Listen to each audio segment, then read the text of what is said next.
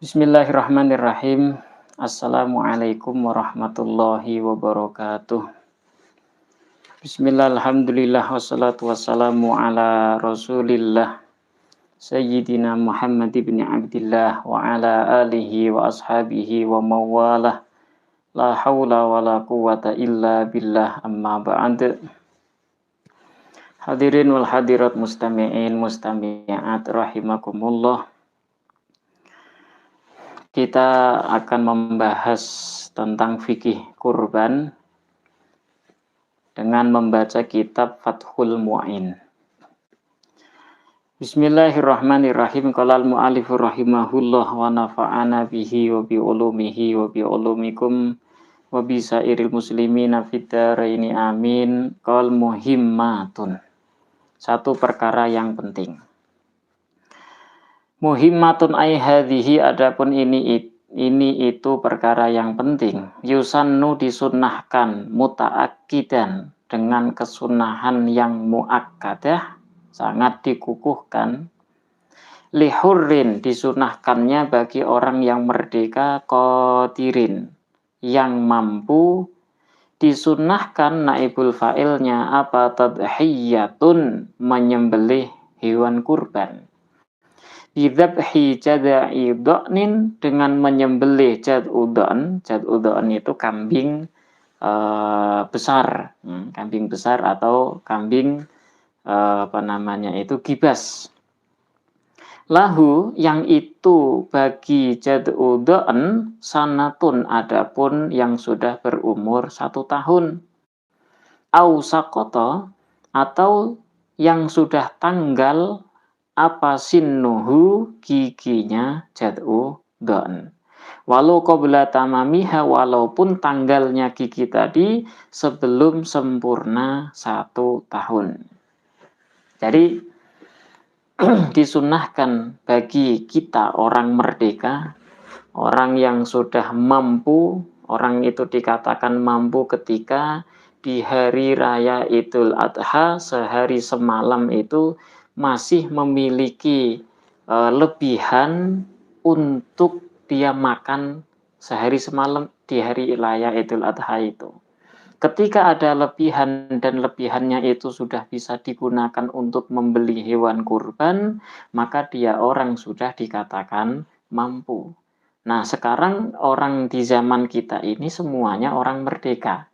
Maka orang merdeka yang dia itu sudah mampu, baik laki-laki ataupun perempuan, maka mereka disunnahkan untuk menyembelih hewan kurban.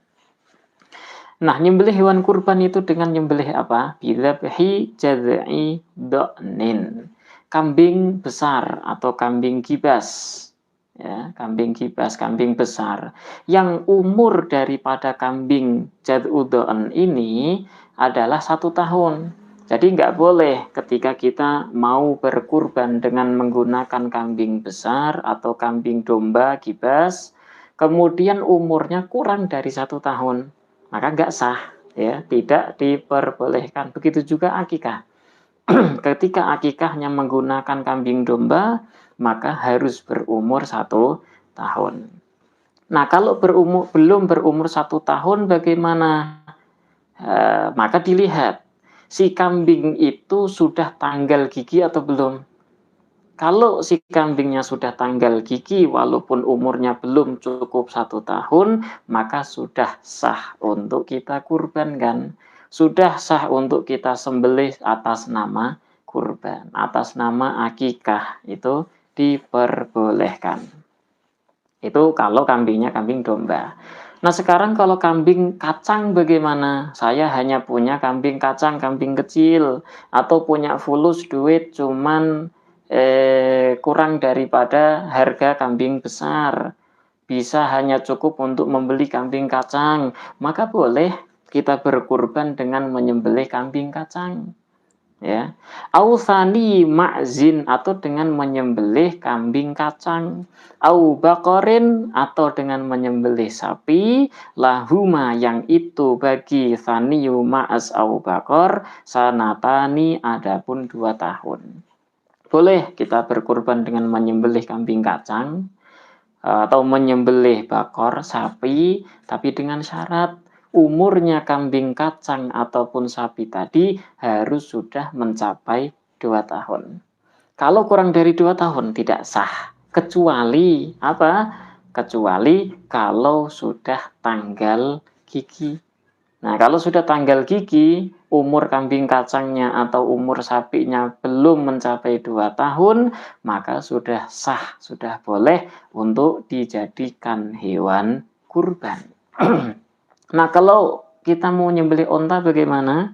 Au ibilin lahu khamsu sinin, au ibilin atau dengan menyembelih onta lahu yang itu bagi ibil khamsu sinina adapun 5 tahun. Boleh kita menyembelih unta atas nama kurban dengan syarat untanya itu sudah berumur 5 tahun.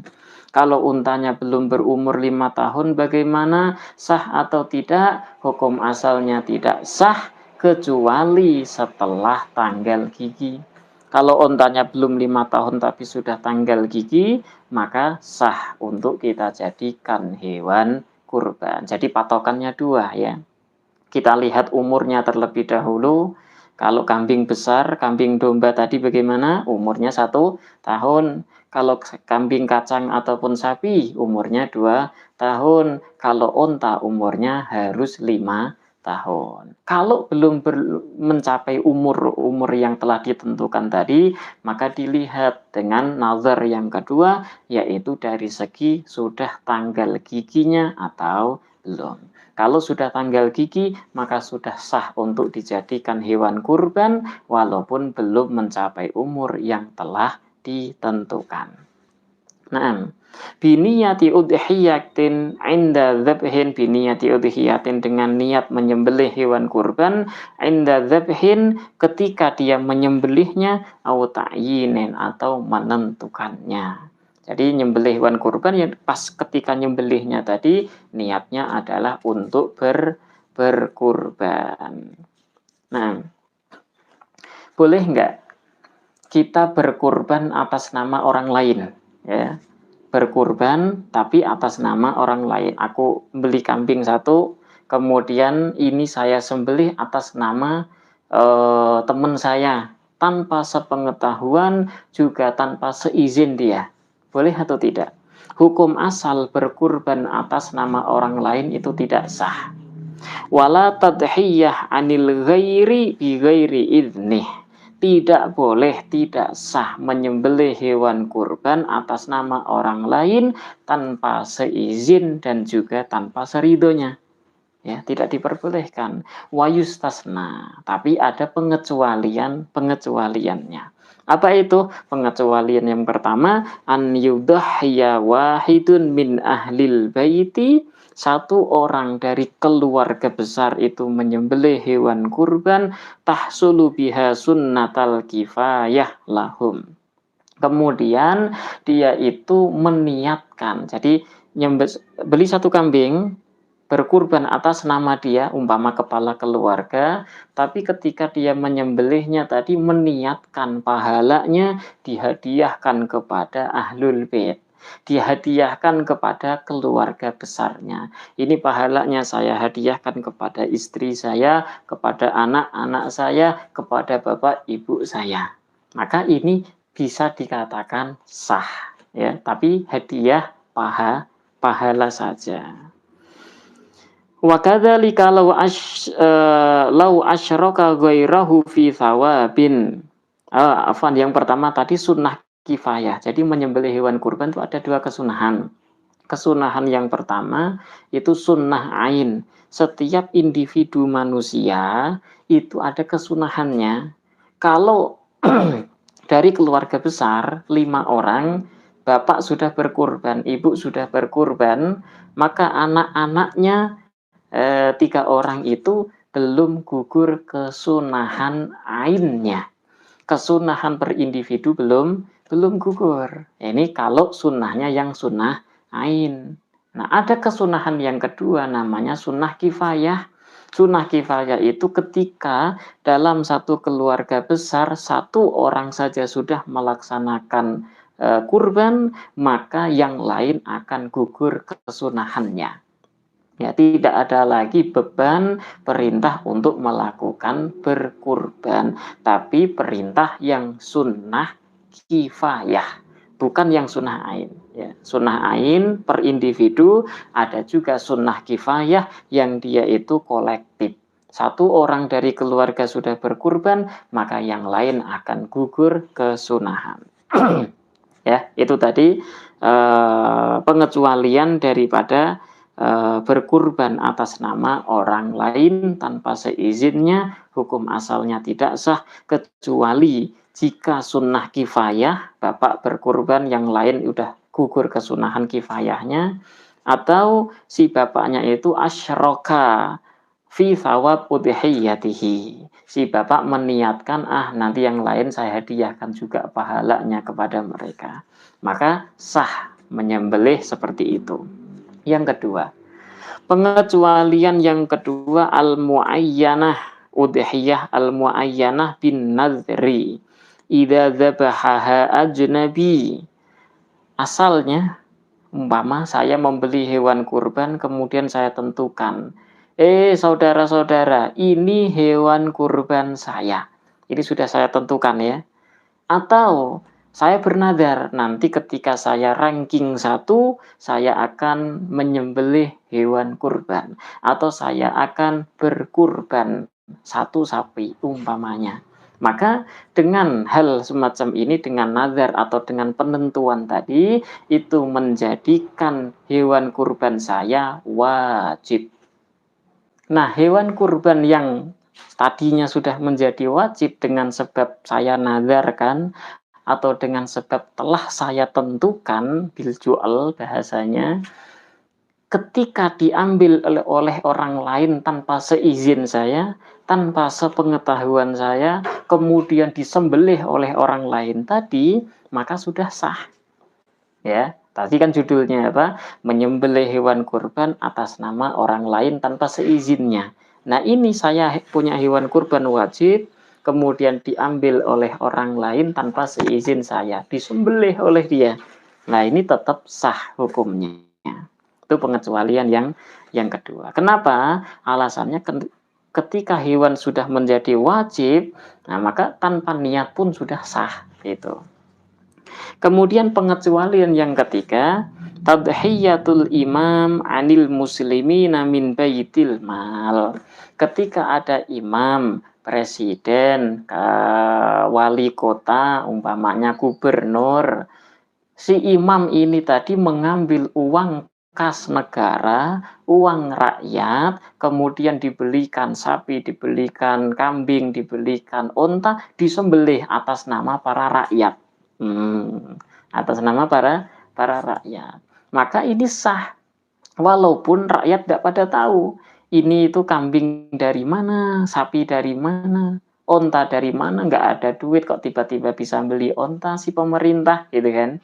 Tapi ternyata ngambil dari uang kas itu, maka sah. Ini pengecualian yang ketiga.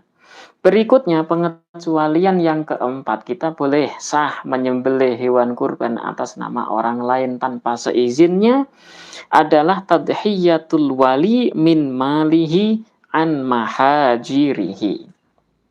Menyembelihnya seorang wali hewan, disembelih hewan kurban kambing umpamanya, disembelih atas nama anak-anaknya yang belum balik, ya, yang belum balik, atas nama anak-anaknya, dan hasil dari mana ini beli kambing? Hasil uangnya wali sendiri, ya, bukan uangnya si sobi, bukan uangnya anak kecil, tidak, uangnya si bapak, uangnya si ibu, dibeliin kambing, diniatkan kurban untuk anak-anak, ya. Si Salim, anaknya yang bernama Salim, anaknya yang bernama Ahmad, beliin kambing masing-masing, kemudian disembelih tanpa seizin sepengetahuan anak-anak, maka sembelihan yang semacam ini sah, gugurlah kesunahan untuk si anak-anak tadi. Nah terus kalau ini permasalahan yang viral ya di antara kita. Permasalahan yang viral di antara kita. Kalau kita tidak diwasiatkan mayit, ya, kita punya bapak ibu, nenek kakek, orang yang telah mendahului kita, kemudian tanpa mereka wasiat, akhirnya kita membeli satu kambing, kita kurbankan atas nama bapak kita yang sudah mendahului kita, sudah meninggal, atas nama ibu yang sudah meninggal. Apakah sah atau tidak? Ini kan masuk ke dalam judul apa? Berkurban atas nama orang lain tanpa seizin. Kan masuk ke sana. Itu ya. Maka menurut madhab Syafi'i, mu'tamadnya tidak sah. Berkurban atas nama mayit yang tidak berwasiat, itu hukumnya tidak sah. Kalau tidak sah atas nama kurban, terus bagaimana? Haram dong? Enggak. Nyembelih kambing tetap halal, boleh kita makan, tapi pahalanya menjadi pahala sodakoh. Menjadi pahala sodakoh biasa, bukan pahala kurban. Ya, kita baca. Wala tadhiyah an mayyitin lam yusi biha. Tidak sah menyembelih hewan kurban atas nama mayit yang mana mayit tersebut tidak pernah berwasiat sama sekali untuk supaya nyembelih hewan kurban. Fa'in awsobiha jaza, kecuali ketika mayit itu mewasiatkan. Umpama si bapak mengatakan, nak, ketika nanti saya mati, saya meninggal, tolong sembelihkan hewan kurban untuk saya atas nama saya setiap tahunnya. Nah, ini berarti kan wasiat, ya toh? Maka sah. Tapi kalau mayit yang tidak wasiat bagaimana? Tidak sah menurut madhab Syafi'i. Naam. Anna Ali bin Abi Thalib kana yudahi bi kabsyaini an nafsihi wa kabsyain an Nabi sallallahu alaihi wa alihi wasallam. Dalilnya apa? Dalilnya bahwasanya Sayyiduna Ali bin Abi Thalib radhiyallahu taala anhu, beliau itu setiap tahunnya menyembelih hewan kurban, 2 untuk Rasul dan 2 untuk dirinya sendiri. Setiap tahun. Kemudian Ali mengatakan, waqala inna Rasulullah sallallahu alaihi wa alihi wasallama amaroni an udhhiya anhu fa ana udhhi anhu abadan. Karena Rasulullah sallallahu alaihi wa alihi wasallam dulu pernah memerintahkan, menyuruh, meminta aku untuk menyembelih hewan kurban atas nama Rasul, maka setiap selamanya seumur hidup saya aku akan menyembelihkan hewan kurban atas nama Rasul sallallahu alaihi wa alihi wasallam. Nah, ini karena Rasul berwasiat, maka Ali kemudian menyembelihkan setiap tahunnya apa? Hewan kurban atas nama Rasulullah sallallahu alaihi wa alihi wasallam. Ini qaul, pendapat mu'tamad dalam madhab Syafi'i. Nah, ada qaul, pendapat yang dhaif, yang lemah, mengatakan wakila tasihhu tadhiyah anil mayyit wa illam yusi biha. Sah menyembelih hewan kurban atas nama mayit walaupun si mayit tidak pernah berwasiat sama sekali. Nah, terus kenapa? Li'anna hadzarbun minas shadaqah. Karena menyembelih hewan kurban itu, dia itu termasuk daripada macamnya sedekah. Kalau kita bersedekah atas nama mayit, sah atau tidak? Ya sah, maka begitu juga berkurban. Wahia tasihu anil mayyiti wa tanfa'uhu. Sedekah atas nama mayit sah, dan sedekah atas nama mayit itu pun bermanfaat untuk mayit. Wa anna Muhammad bin Ishaq An-Nisaburi, Muhammad bin Ishaq An-Nisaburi termasuk gurunya Imam Bukhari. Beliau itu senantiasa menghatamkan atas nama Nabi Shallallahu Alaihi Wasallam, menghatamkan Al-Quran dan mengatasnamakan atau dihadiahkan kepada Nabi Shallallahu Alaihi Wasallam akthar min 10.000 khutmah, banyak lebih daripada 10.000 khotaman. Nah, waduha anhu bimithli dzalik, Dan juga Muhammad bin Ishaq An-Nisaburi, salah satu gurunya Imam Bukhari, itu pun menyembelih atau menyembelih kurban atas nama Rasul Shallallahu Alaihi Wasallam. Nah, dari sini kemudian sebagian atau qaul dhaif, pendapat yang lemah dalam mazhab Syafi'i, memperbolehkan seseorang berkurban mayit walaupun si mayit itu pernah mewasiatkan sama sekali. Nah, berikutnya wahya afdal minas sadaqah, menyembelih hewan kurban di hari raya kurban, hari raya Idul Adha dan ayamut tasyrik, itu lebih baik, lebih afdal daripada lebih baik mana kita sodakohkan langsung ke fakir miskin, beliin makanan kita bagi-bagiin ke fakir miskin, atau beli hewan, kita beli kambing kita sembelih, maka afdalnya, lebih baiknya, lebih bagusnya adalah kita beli hewan. Waktuha, kapan kita menyembelih hewan kurban? Waktunya adalah mulai dari irtifa'us syams, naiknya matahari, muncul matahari, kemudian naik sekadar satu tombak, ya kan? Setelah naik itulah masuk waktu duha, kemudian kita nyembelih hewan kurban. Sampai kapan? Sampai akhir hari tasyrik, yakni waktu maghrib di tanggal 13 dari Dzulhijjah. Nah,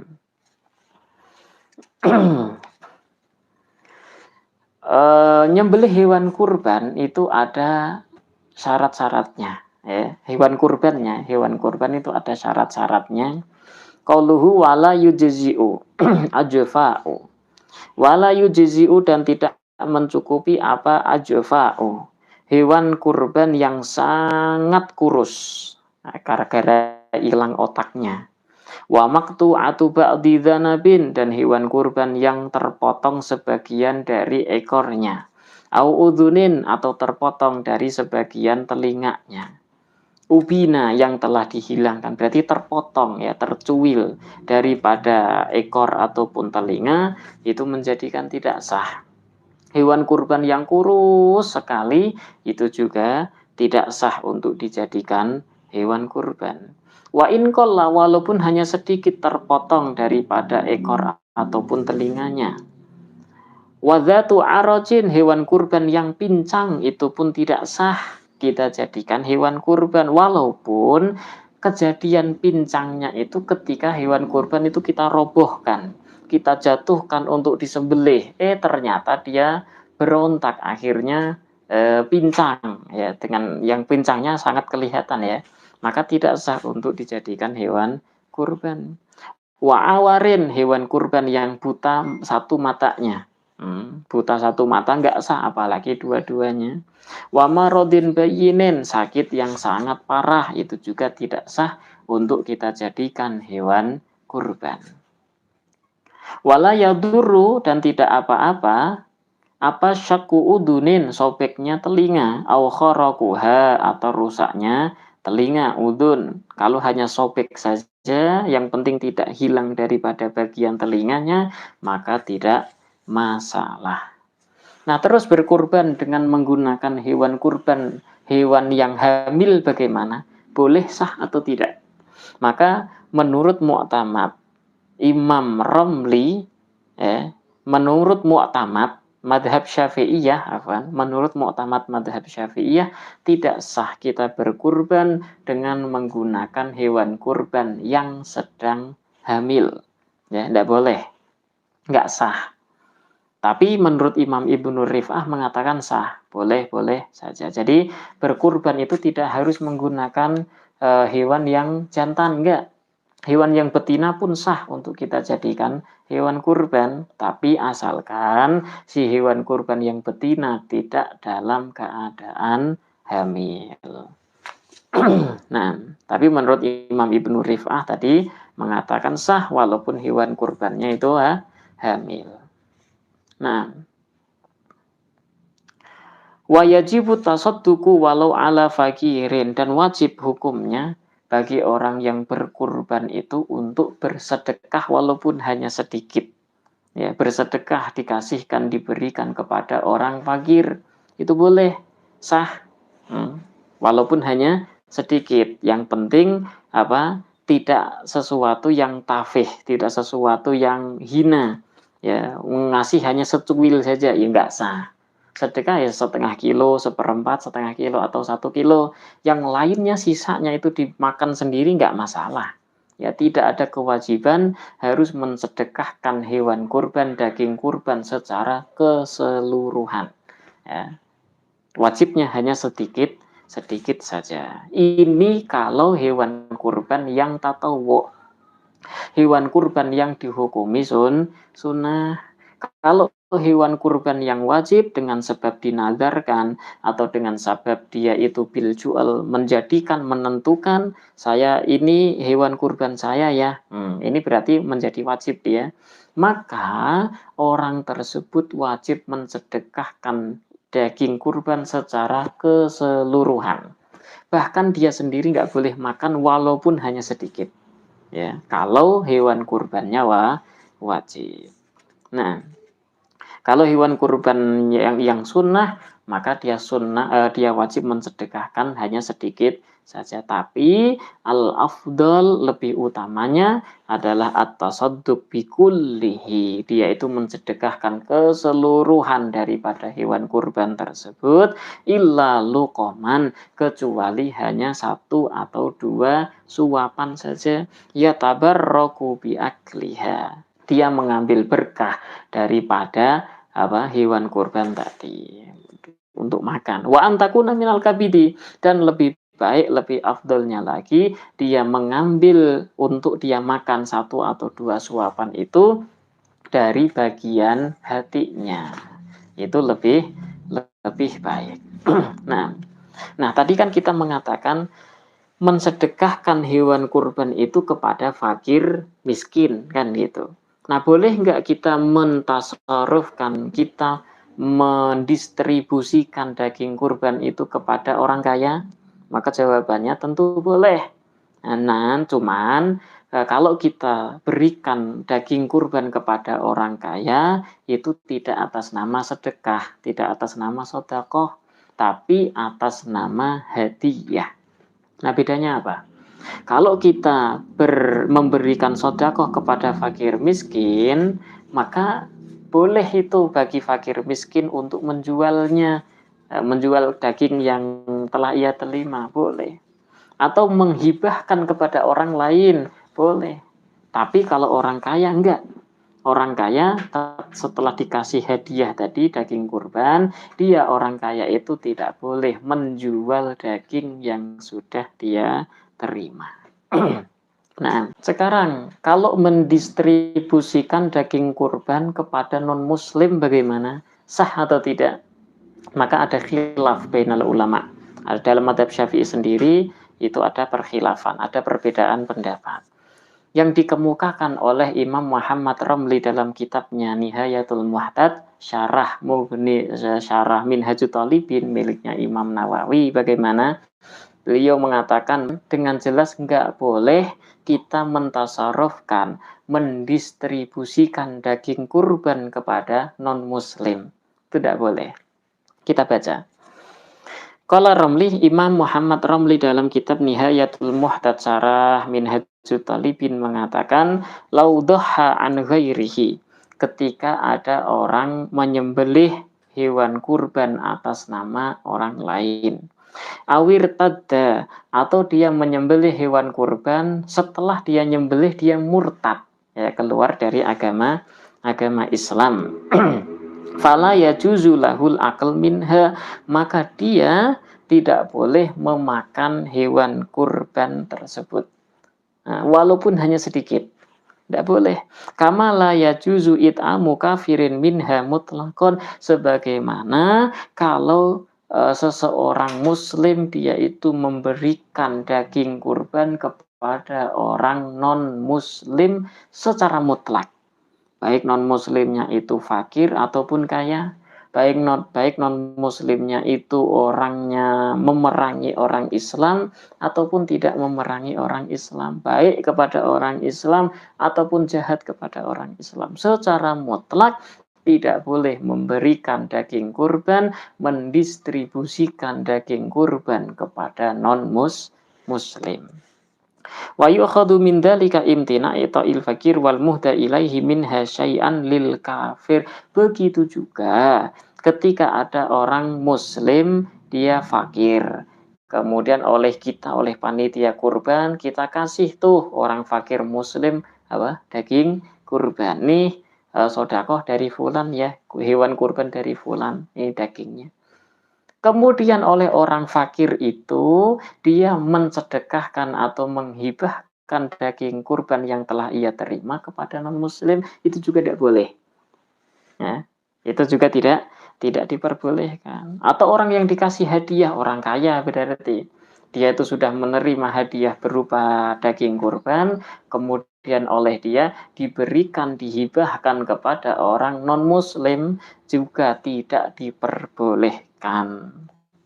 Idil qasdu minha irfaqul muslimin bil akal, karena tujuan kita berkurban kemudian mendistribusikan daging kurban itu apa? Irfaqul muslimin, kita kasih sayang kepada orang-orang muslim. Supaya apa? Supaya mereka fakir miskin bareng-bareng bisa makan daging. Itu tujuannya. Wali annaha diyafatullahi lahum, dan karena alasan berikutnya, ini daging kurban merupakan diyafah, jamuan dari Allah Subhanahu wa taala untuk orang-orang muslim. Kalau jamuan hanya untuk orang muslim, orang kafir boleh enggak? Itu jelas tidak diperbolehkan. Falam yajuz lahum tamkinu ghairihim minhu, maka tidak boleh bagi orang muslim untuk mengikut sertakan non-muslim di dalam diyafatullah, di dalam memakan jamuan Allah Subhanahu wa taala. Tapi di akhir ditambahkan lakin fil majmu'i anna muqtadal madhab al-jawaz, akan tetapi menurut kitab majmu', majmu' itu kitab syarah Muhadzab ya, miliknya Imam Nawawi, kitab Majmu', Muhadzab miliknya Imam Asy-Syairazi. Kalau menurut kitab Majmu' boleh. Madhab Syafi'i mengatakan boleh mendistribusikan hewan kurban kepada non-muslim. Itu pendapat pertama tadi mengatakan secara mutlak tidak boleh mendistribusikan daging kurban kepada non-muslim. Pendapat yang kedua mengatakan boleh, yaitu yang dikemukakan oleh Imam Nawawi dalam kitabnya Al-Majmu'. Kita baca. Faslun. Di sini ada satu fasal, wa yajuzu an yud'ima minha kafiron. Boleh kita memberikan makan atau memberikan, mendistribusikan daging kurban kepada kafir, kepada non-muslim, boleh. Ya. Wa bihadza qala Al-Hasan, ini pendapat yang dikemukakan oleh Imam Al-Hasan wa Abu Tsaur wa ashabur ra'yi.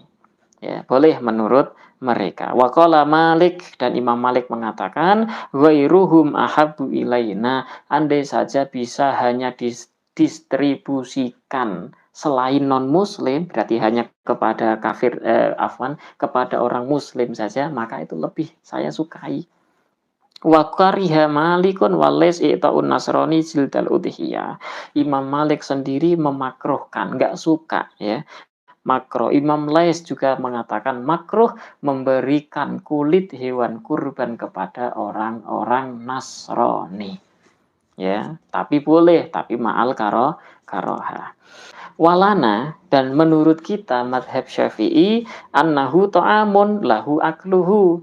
Daging kurban itu merupakan makanan yang boleh dimakan secara mutlak ya, makanan jamuan yang boleh dimakan. Fajaza it'amuhu lidzimmi, maka boleh pula bagi kita orang-orang Islam untuk mendistribusikan kepada non-muslim yang zimmi, non-muslim yang tidak memerangi orang-orang Islam, yang tidak memusuhi orang-orang Islam, terkenal dengan kafir zimmi, bukan kafir harbi ya. Kasa iri to'amih, sebagaimana makanan-makanan yang lain. Kalau kita punya makanan, Kita sedang pesta, kemudian kita ngundang non-muslim untuk makan bareng kita. Boleh tidak? Ya boleh. Maka daging kurban pun sama, seperti itu.